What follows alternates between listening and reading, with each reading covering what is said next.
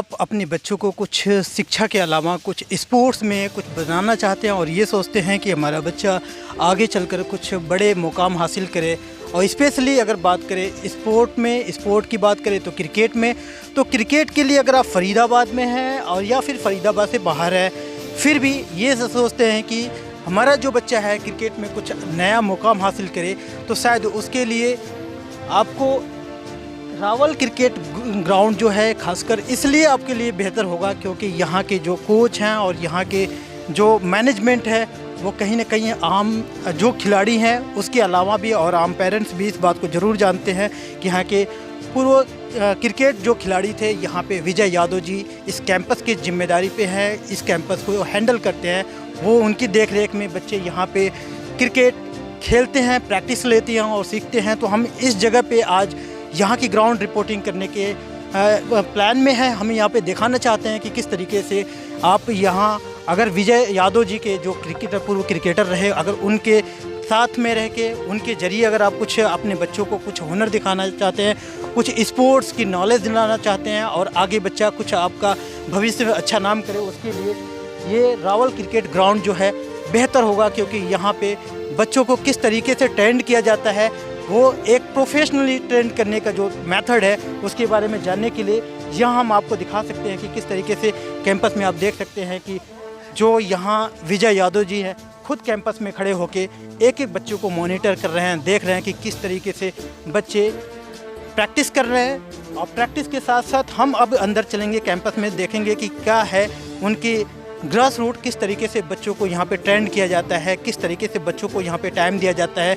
और बच्चे अगर क्रिकेट में अपना भविष्य संवारना चाहते हैं तो क्या उनको वो चीज़ें, वो सहूलियत यहाँ पे मुहैया कराई जाती है, जिसको लेकर यहाँ फरीदाबाद के अलावा भी जिस तरीके से अभी तक हम विजय यादव जी का नाम अभी बड़े खिलाड़ियों में नाम सुना जाता था, लेकिन आज जब इनके कैंपस में विजिट करना हुआ तो क्या यहाँ पे सच में वो चीज़ें मुहैया कराई जाती है जो एक प्रोफेशनली क्रिकेट प्लेयर बना सके बच्चों को। तो यहाँ पे आप देख सकते हैं मोस्टली यहाँ पे जो बच्चे हैं प्रैक्टिस कर रहे हैं। तो यहाँ कैंपस के बारे में जो भी कुछ है और बच्चों को जो सहूलियत प्रोवाइड कराया जा रहा है उन सब चीज़ों के बारे में जानने के लिए सामने कैंपस में अगर देखा जाए तो यहाँ पे विजय यादव जी भी हैं जो पहले पूर्व भारतीय खिलाड़ी रह चुके हैं। तो हम इनसे बात करेंगे और शुरुआत करने के साथ साथ मैं जानने की कोशिश करेंगे इनसे कि क्या जो बच्चे जो अभी भी फरीदाबाद इस कैंपस में अगर आना चाहें तो उनके लिए क्या सहूलियतें प्रोवाइड कराई जाती है। विजय सर, PNN चैनल में आपका स्वागत है। हेलो, नमस्कार सर। सबसे मेन बात तो ये है कि इस कोरोना काल में अगर देखा जाए तो लोग पहले बात तो बहुत डिस्टेंस, जो सोशल डिस्टेंस को मेंटेन करने के लिए कहा जाता है, वो चीज़ें करने के बाद से आज अगर रावल क्रिकेट ग्राउंड में आप जैसे महान शख्सियत कहा जा सकता है क्योंकि आपने बहुत अच्छा अपने टाइम में योगदान दिया क्रिकेट के लिए, आज इस कैंपस में बच्चों को वो काबिलियत लाने के लिए जो आप टाइम दे रहे हैं, क्या कहना चाहेंगे इस मौके पर? सबसे पहले तो मैं आपका बहुत बहुत धन्यवाद करूँगा कि आप यहाँ आए और आपने इसको पूरे सेटअप को देखा। और बस मैं एक ही चीज़ कहूँगा कि थोड़ा सा अगर हम यहाँ से आगे से हट जाएं, बॉल लगने का डर है, तो थोड़ा सा ज़्यादा बेटर रहेगा।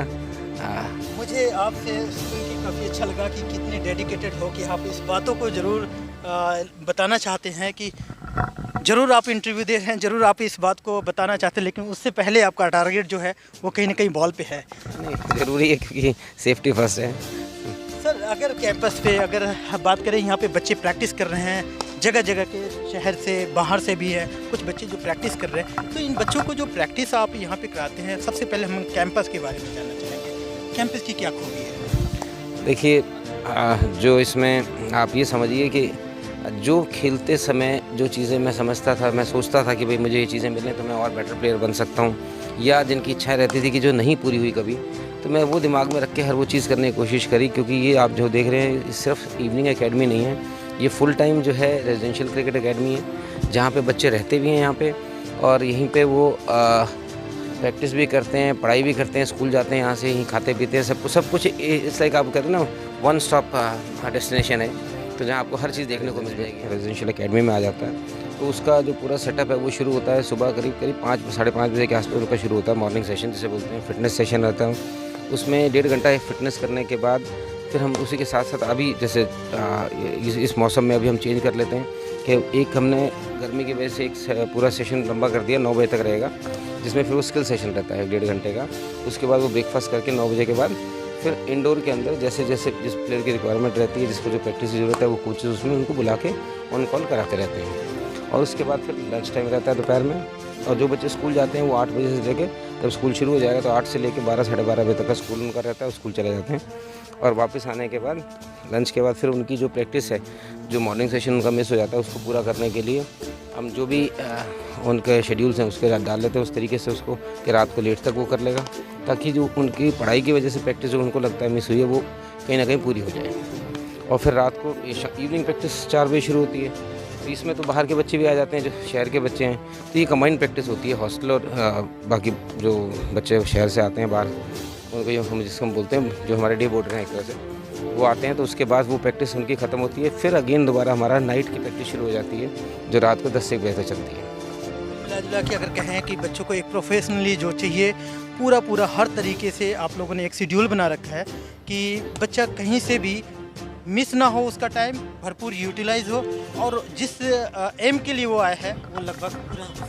मैं यही कहा कि जब मैं खेल रहा था तो नो डाउट लोग पूछते थे फरीदाबाद में, उस टाइम जब सिंह स्टेडियम प्रैक्टिस होती थी तो नेचुरली शाम को 4 बजे प्रैक्टिस शुरू होती थी, 6 साढ़े 6 तक होती थी, तो 2-2.5 घंटे प्रैक्टिस करने के बाद यूँ लगता था कि शायद कुछ कमी है, अभी और पूरा करना है, तो हम सुबह अपने आप रनिंग करने जाते थे वहाँ। दिन में कहीं प्रैक्टिस की जगह मिल जाती, वहाँ जाके करते। तो मेरे दिमाग में यही था कि बच्चे को अगर आगे क्रिकेट खेलना है, जो लोग देखो एक नेचुरल टैलेंट तो रहता ही है हर बच्चे में, जिस बच्चे में एक्स्ट्राऑर्डिनरी कोई चीज़ टैलेंट रहता है वो टाइम आने पे नो डाउट परफॉर्म भी कर लेता है। लेकिन आजकल के सिनेरियो को देखते हुए यूँ लगता है कि अगर हम बच्चों को एक्स्ट्रा टाइम नहीं देंगे, तो कुछ बच्चे ऐसे होते हैं जो हार्ड वर्क के साथ, अपॉर्चुनिटी के साथ काम करते हैं। जैसे उनको ज़्यादा खेलने को मिलता है, तो अपने स्किल पे जो हम मैं देखता था अपने वहाँ पे कि कोई टाइम नहीं था स्किल पे बात करने का, ना कोचेस के पास था, ना फैसिलिटीज़ थी। यहाँ पे हमें यूँ लगता है कि हम हर बच्चे को प्लेयर बनाने की कोशिश कर रहे हैं, कि अगर उसमें कोई भी टैलेंट थोड़ा सा भी है जिसमें बात हम कर सकें उससे, तो वो क्रिकेट खेलने से लेके मेंटल टफनेस से लेके, और उसको अगर वीडियोस दिखाने हैं तो सारी चीज़ें हम करने की कोशिश करते हैं उसको। अगर बात करें अभी फ़िलहाल तो आपके पर जो ग्राउंड है, ग्राउंड में इस टाइम है तो लस ग्रीन, या फिर अगर कहें अब बेसिकली आपके मैनेजमेंट की बात आ जाए, क्योंकि आपने बच्चों के बारे में या फिर जो यहाँ पे प्रैक्टिस करवाते हैं वो सारी चीज़ें बताएं, तो कैंपस में क्या फैसिलिटीज़ आप जो दे रहे हो, और कैंपस कितने, ग्राउंड क्या है, किस तरीके का है, ये बताएं। देखिए, जहाँ अभी हम खड़े हैं ये हमारा मेन ग्राउंड है क्रिकेट का। किसी भी एकेडमी के लिए या किसी भी सेटअप के लिए, चाहे वो स्टेट लेवल का हो, आप प्रैक्टिस जब करते हैं, नेट्स करते हैं, तो उसमें क्या उनको चाहिए होता है कि सुबह ग्राउंड चाहिए फिटनेस करने के लिए, दिन में नेट्स चाहिए बैटिंग करने के लिए, इंडोर चाहिए रात को बैटिंग करने या बॉलिंग मशीन पे खेलना हो, और फील्डिंग करनी हो तो खुला ग्राउंड चाहिए। और इन सब के बीच में एक होता है कि मैच प्रैक्टिस साथ में चाहिए। तो अगर ग्राउंड हमारे पास जो ऐसा ना हो जहाँ पे मैचेस हो सकें, तो एक बहुत बड़ा पार्ट मिस होता है। तो इस समय जितनी बातें मैं आपको बोल रहा हूँ, सारी चीज़ें एक कैंपस में इस तरह से अवेलेबल हैं कि हमारे पास करीब 20-22 प्रैक्टिस विकेट्स हैं, और इंडोर में 2 विकेट्स हैं जो एस्ट्रोटर्फ लगा हुआ है। ये मेन ग्राउंड हमारा है जहाँ पे मैचेस होते हैं, 5 विकेट्स यहाँ बनी हुई हैं, और ये करीब टोटल जो हमारा सेटअप है वो करीब 9.5 एकड़ के आसपास है। आपने इस तरीके के जो भी कुछ आपने शहर के बच्चों के लिए एक कहें तो वरदान साबित होगा, क्योंकि जो बच्चों को ग्राउंड चाहिए, जो बच्चों को फैसिलिटीज़ चाहिए, वो ऑलमोस्ट आपके वहाँ लगभग पूरा है। अगर बात करें तो यहाँ पे फैसिलिटी के अलावा भी बच्चे वो कौन बच्चे होते हैं, क्योंकि यहाँ पे देखने में आ रहा है कि कुछ गर्ल प्लेयर भी है, तो किस तरीके का आप इनको कैसे करते हैं, टैलेंट तैयार करते हैं? देखिए, सबसे पहले ये हुआ कि शुरुआत में तो हमारे को ये दिक्कत आई कि हम फरीदाबाद शहर से दूर आ गए थे, तो यहाँ आना जाना लोगों के लिए बहुत मुश्किल था कि पूरा शहर पार करके यहाँ आना, क्योंकि इसे नहर पार बोलते हैं और ये गांव के इलाके में बना हुआ है पूरा, तो बड़े बच्चे आया करते थे। तो एक हमारे लिए चैलेंज था कि अगर गर्ल्स कोई प्रैक्टिस भी करना चाहती तो हम उसको ऑफ़र नहीं कर पाते थे कि हम इनके साथ जॉइंट कैसे प्रैक्टिस कराएं। थोड़ा दिमाग में मेरे भी डर था कि लड़की का मामला है, अगर वो आएगी तो सेफ्टी पॉइंट ऑफ व्यू से कैसे करेंगे। लेकिन पिछले आपने देखा हो कुछ सालों के अंदर जैसे इंडियन विमेन क्रिकेट जो है वो उसमें बूम आया, और उन्होंने लड़कियों ने अचीवमेंट जब करनी शुरू करी तो हर इंसान जो है वो खेलने की इच्छा रखने लगा। लड़कियों में खास तौर पर उनको लगा कि मेरा कैरियर बन सकता है। तो फिर हमने ये कहा कि भाई इनिशियली आप कोशिश करो कि उनके पेरेंट्स साथ आएँ, लेकिन मैं अब देखता हूँ कि पेरेंट्स ने इतने मतलब कॉन्फिडेंस भी आ गया ये कहें या तो कि लड़कियों को वो अकेला भी भेज देती हैं। तो इस टाइम मेरे पास यहाँ के 10-12 लड़कियाँ हैं जो प्रैक्टिस कर रही हैं, छोटे से लेके, एक तो बिल्कुल ही छोटी समझिए 6-7 साल की 8 साल की लड़की है, वो भी आने लगी है, और कुछ लड़कियाँ हैं जो स्टेट खेल भी रही हैं, कैम्प में भी थी और हॉकी भी आई हैं। तो मुझे भी ऐसा लगने लगा कि जब अपॉर्चुनिटी हम ढूंढते हैं एज ए अकेडमी, तो मुझे लगा कि विमेन क्रिकेट में ज़्यादा अपॉर्चुनिटी इस टाइम है, जिसमें कि मुझे लगता है कि क्रिकेट वो ज़्यादा खेल सकती हैं और जल्दी खेल सकती हैं। सर खासकर ये जो बातें निकल के आई है, अगर मैं ये आपसे पूछूं कि आपकी जो तजुर्बा इसलिए कहें कि आप 90 के दशक के बाद से थोड़ा ही समय दिया, लेकिन बहुत अच्छा समय दिया, जो पूरे देश आज इस बात को मानता है। विजय यादव जी जब फील्ड चाहे वो ग्राउंड में गए या जब भी उनको मौका मिला, अच्छा परफॉर्मेंस किया, तो क्या वो कहीं ऐसा आपको लगता है कि हम बच्चों में वो चीज़ डाल पाएंगे जो हम नहीं कर पाएंगे उससे? देखिए, जब जैसे मैंने बोला कि हम इससे पहले जब हमने 98 में एकेडमी शुरू करी थी, तब से जो बैच तैयार हुआ उसमें सबसे पहले बैच है महेश रावत, अजीत चंदीला और 2-3 प्लेयर्स और भी थे जो चंद्रपाल सैनी हैं, ये लोग खेले। उसके बाद दौर आया जब मोहित शर्मा ने ज्वाइन करा था एकेडमी, तो एक ग्रुप तब बना जो मोहित शर्मा और इन लोगों ने खेलना शुरू किया। तो उस टाइम पे राहुल दलाल, राहुल तेवतिया, ये सारे आए थे। तो आज की डेट में अगर मैं कहूँ कोई इंटरनेशनल खेला है तो वो हमारे यहाँ से मोहित शर्मा, बल्कि इस हॉस्टल में रहे। वो उस समय जब क्रिकेट के दौर से गुजर रहे थे, जब होता है हार्डशिप्स आती हैं, तो ये मेरे को लगता है कि एक एडवांटेज था कि हमारे पास हॉस्टल भी था, तो इस वजह से वो यहाँ आराम से रह भी पाए और पूरी प्रैक्टिस कर पाए। अपनी इंजरीज़ को भी उन्होंने काफ़ी मैनेज किया। उसके बाद राहुल तेवतिया आप देख रहे हैं, आज IPL खेल रहे हैं वो भी, और अच्छा कर रहे हैं, रणजी ट्रॉफी हरियाणा के लिए खेल रहे हैं। राहुल दलाल लास्ट ईयर पूरे इंडिया में टॉप रैंकिंग में थे वो।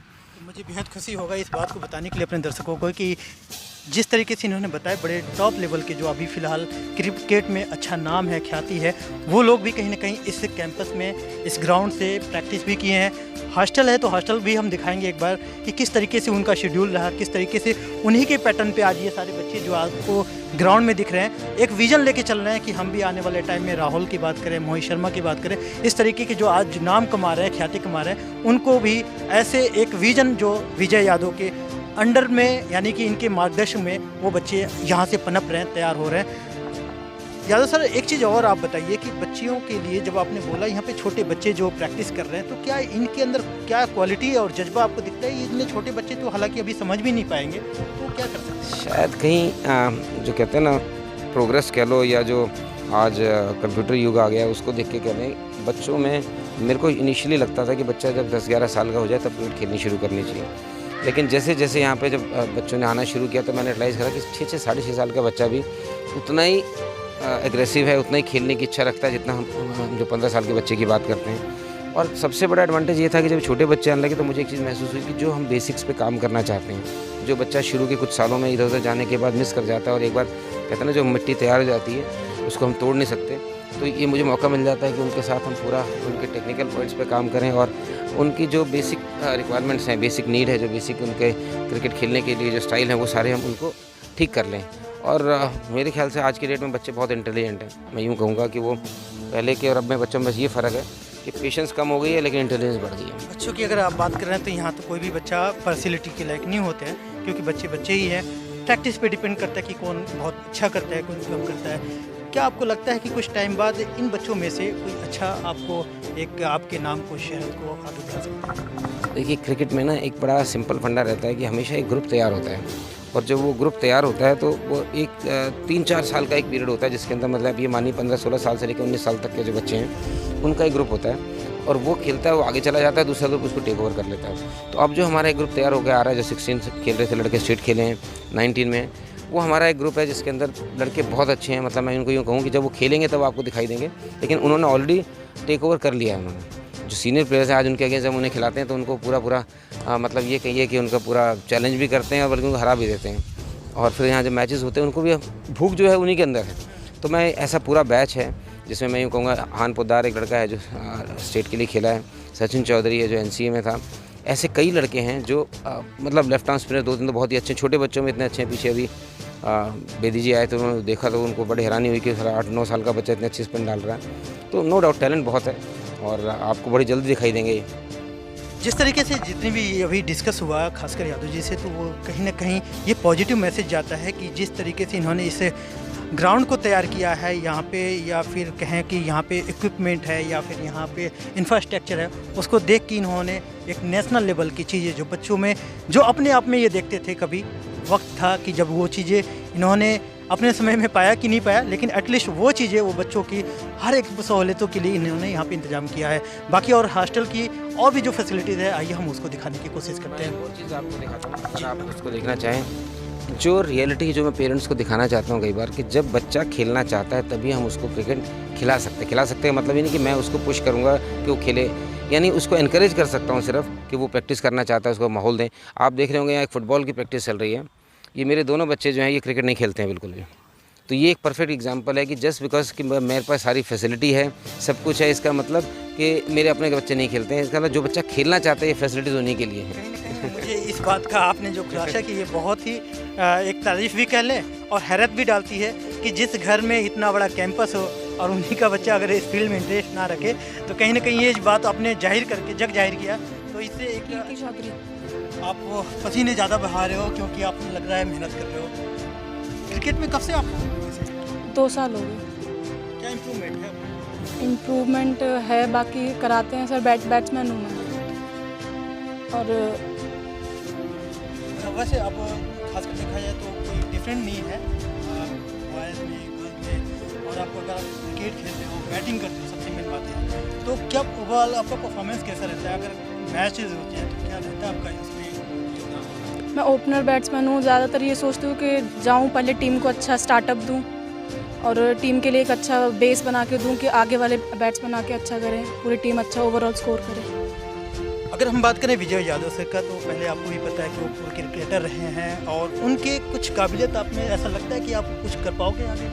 हाँ जी, अब हम भी चाहते हैं कि हम अपने एकेडमी का, अपने डिस्ट्रिक्ट का, स्टेट का, हर किसी का नाम करें। सर हमें काफ़ी कुछ सिखाते हैं। सर हर किसी को जो भी अच्छा खासा, जिसकी कोई टेक्निक्स में दिक्कत आ रही है, कहीं कोई दिक्कत आ रही है, सब कुछ करवाते हैं। क्या नाम है जी आपका? वशी अग्रवाल, वशी। कहाँ से आते हो आप? NIT। आपको ऐसा नहीं लगता है कि काफ़ी दूर आते हो, प्रैक्टिस करते हो और लंबा टाइम देते हो, तो इसका कहीं फल आपको नज़र आता है? हाँ जी, अभी तो मैंने स्टार्ट किया है, बट हर चीज़ में इम्प्रूवमेंट आ रहा है। फील्डिंग, बैटिंग, सब कुछ करवाते हैं।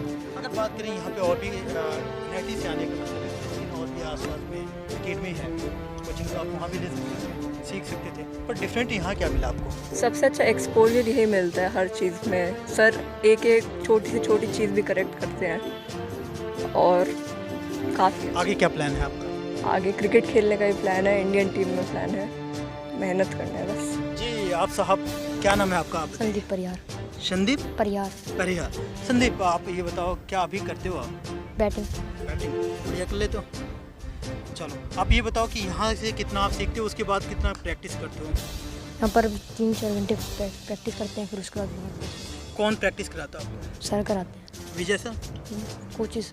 कोचेज। ये बताओ कि अगर हम आपसे पूछे कि आपको मिले मौका खेलने के लिए, तो क्या आप जीत जाओगे या दूसरी पार्टी जीतेगी, टीम जीतेगी? हम जीतेंगे कैसे?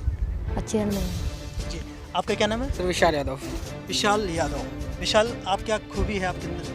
सर मैं राइट आर्म लेग स्पिनर हूँ एंड मिडल ऑर्डर बैट्समैन हूँ। तो यहाँ पे कैसा आपको माहौल मिला? अच्छा माहौल है यहाँ पे, कंपटीशन अच्छा है और मुकाबले बाकी अकेडमी के बच्चे, यहाँ के बच्चे बहुत अच्छे हैं, यहाँ की फैसिलिटीज़ बहुत अच्छी हैं। जी, और सुनने में कोचेस- आता है कि जो सीनियर होते हैं, जो आपके सीनियर हैं, जो उनके साथ में कभी आपका हुआ मुकाबला? यस सर, हमारे सीनियर्स से हुआ है। सर हमारे सीनियर्स काफ़ी अच्छे हैं, हमने भी अच्छा कंपटीशन दिया अपने सीनियर्स को।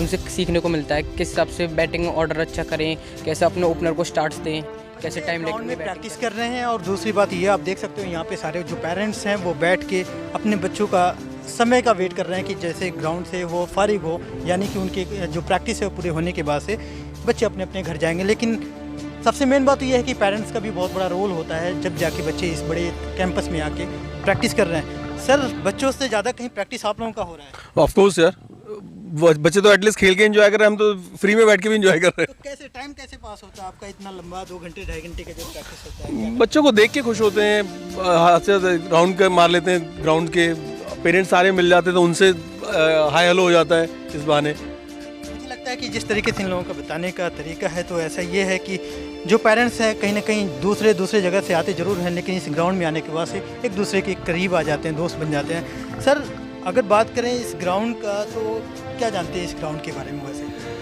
सर एक्चुअली मेरा बेटा दिल्ली में ही खेला इतना साल, लास्ट 4 ईयर्स से यहाँ पे आ रहा है। बट मैं दिल्ली में भी इसमें 5-6 एकेडमी देखा, इवन यहाँ पे भी मैं बहुत सारे एकेडमी देखा। I think it is best academy. इसका जो ग्राउंड व फैसिलिटी जो है, इवन दिल्ली में भी कोई ग्राउंड में नहीं है, और फरीदाबाद में भी मैं जितना देखा, शायद दिल्ली जैसे उतना देखा नहीं, बट फिर भी इनका जितना ग्राउंड का क्वालिटी व फैसिलिटी कोई जगह पे नहीं है, ये मैं गारंटी दे रहा हूँ। दिल्ली में तो है ही नहीं। जो खासकर इस ग्राउंड को लेकर और विजय यादव जी के लेके एक जो प्लान कहें और इन लोगों की जो बात निकल के आ रही है पॉजिटिव है। सर क्या मानते हैं, आपको इस ग्राउंड से कैसा लगता है? आपका बच्चा है, कोई प्रैक्टिस कर रहे हैं? हाँ बिल्कुल, मेरा बच्चा यहाँ पे प्रैक्टिस करता है। ठीक है, दिल्ली एनसीआर की अगर मैं ग्राउंड की बात करूँ तो ये one of the best facilities है यहाँ पे। ठीक है, यहाँ पे अगर प्रैक्टिस की बात करें तो कम से कम 25 से 30 प्रैक्टिस पिचेज़ हैं। ठीक है, अगर सीमेंटेड विकेट्स की बात करूँ तो लगभग यहाँ पे 10 से 11 सीमेंटेड पिचेज़ हैं।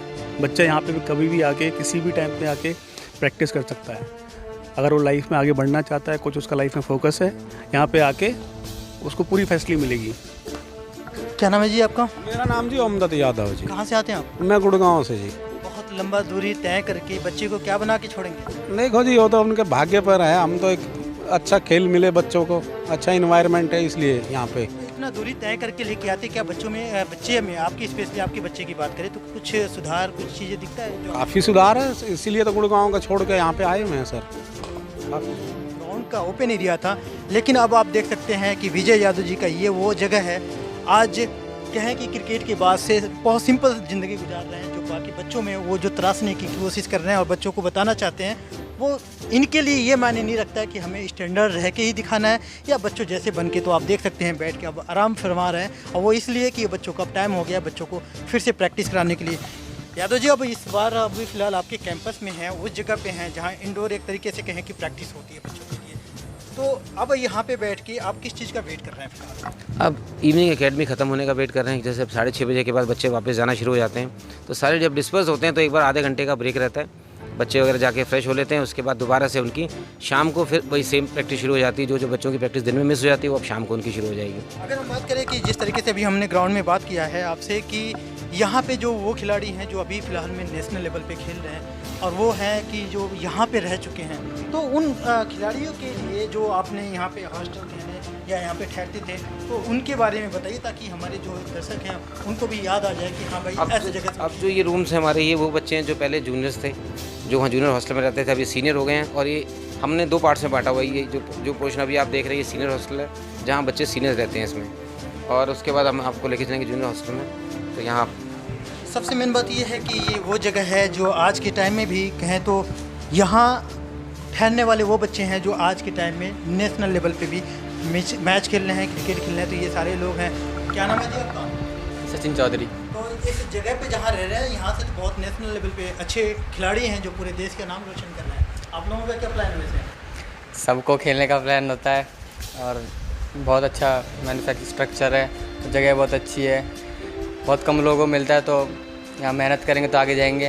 कोशिश आगे खेलने की सबकी। मुझे लगता है कि आप लोग आखिरी ऐसे पड़ाव पे हो कि अब फील्ड में निकल के अपना बेस्ट परफॉर्मेंस देने की बारी आ चुकी है। आपको ऐसा लगता है कि हम ऐसे कैंपस में हैं, इस जगह पे हैं जो हमारे सीनियर जो आज नेशनल लेवल पे खेल रहे हैं? जी बिल्कुल, यहाँ पर काफ़ी अच्छी फैसिलिटीज़ हैं, और बिल्कुल इस जगह यहाँ से काफ़ी अच्छे प्लेयर खेले हैं और काफ़ी अच्छे चांस। और ऑब्वियसली इस लेवल पे अगर क्रिकेट खेल रहे हैं तो उनकी पिछले 12-13 सालों की मेहनत रही है। देखा जाए तो आज वो अच्छे मुकाम पे हैं। तो आप अपने कहा कि रूममेट भी रहे हैं, और आज आपको ऐसा नहीं लगता है कितने टाइम से आप यहाँ पे हैं? फिलहाल एज ए हेड कोच यहाँ पे पिछले 10 सालों से हूँ यहाँ पे। 10 साल आप जो यहाँ पे बच्चों को तराशने में लगे पड़े हैं खासकर, तो क्या आपको लगता है कि ये बच्चे में वो जज्बा है जो यहाँ से सर से अभी बात हुई विजय यादव जी से, तो उन्होंने भी बताया कि यहाँ पे ऐसे बहुत सारे खिलाड़ी हैं जो खेल रहे हैं, अच्छे पोजीशन पे हैं, टॉप लेवल पे खेल रहे हैं। तो क्या ये बच्चे हैं जो आप जिनको तराश रहे हो, आप लोग मेहनत कर रहे हो, ये जाने का सिलसिला जारी रहेगा या फिर क्या? नहीं, बिल्कुल यहाँ से जो लड़के हॉस्टल में रह रहे हैं, एक तरीके से देख लें तो आप 24 घंटे हॉस्टल के अंदर वो रहते हैं, तो मुझे पूरी उम्मीद है कि ये सिलसिला जारी रहेगा। जो मोहित ने एक सिलसिला शुरू किया है यहाँ से इंडियन टीम में जाने का रास्ता, वो उनकी सारी चीज़ें बहुत ही ज़्यादा मोटिवेट करती हैं, और मुझे उम्मीद है कि यहाँ से काफ़ी सारे बच्चे भारतीय टीम के लिए खेलेंगे। आप एक जिम्मेदारी निभा रहे हैं इस कैंपस की अगर बात करें तो कितने आप जैसे हैं, कितने कोचेज हैं जो बच्चों को प्रैक्टिस करा रहे हैं? फ़िलहाल हम अगर रेजिडेंशियल एकेडमी की बात करें तो हम रेजिडेंशियल एकेडमी में 6 कोच हैं और करीब 60 से 65 बच्चे हमारे कैंपस के अंदर हैं जिनको हम ट्रेन कर रहे हैं। इस शेड्यूल में जैसे हमने सबसे बात किया तो कुछ आपको लगता है कि इस शेड्यूल में बाकी जो बच्चे ऐसे हैं जो फ्रेशर आना चाहेंगे उनके लिए यहाँ के लिए क्या बेस्ट आप लोग करना चाहते हैं बाकी एक्टिविटीज़? देखिए, जो हमारा सबसे बड़ा जो हमारा प्लस पॉइंट है, ये प्लस पॉइंट है कि हम बेसिक्स पे ज़्यादा काम करते हैं। चाहे वो मोहित खेल रहा हो अपने टाइम पे, या राहुल दलाल ने रणजी ट्रॉफी में पिछले सीज़न में सबसे ज़्यादा रन बनाए, या राहुल तेवतिया हों, आप अगर इन सबको देखेंगे तो इनमें आपको एक जो मजबूत ही चीज़ मिलेगी वो है बेसिक्स। तो हमारा जो मेन फोकस होता है वो बेसिक्स पे होता है कि अगर हमने बच्चों का बेसिक्स स्ट्रॉन्ग कर दिया एक बार तो फिर वो अपने तकनीक को फिर और उन्नत तरीके से करके अपने को तराश सकते हैं। देश दुनिया की हर लेटेस्ट खबर देखने के लिए सब्सक्राइब करें हमारे चैनल PNN को और साथ ही बेल आइकन दबाना ना भूलें।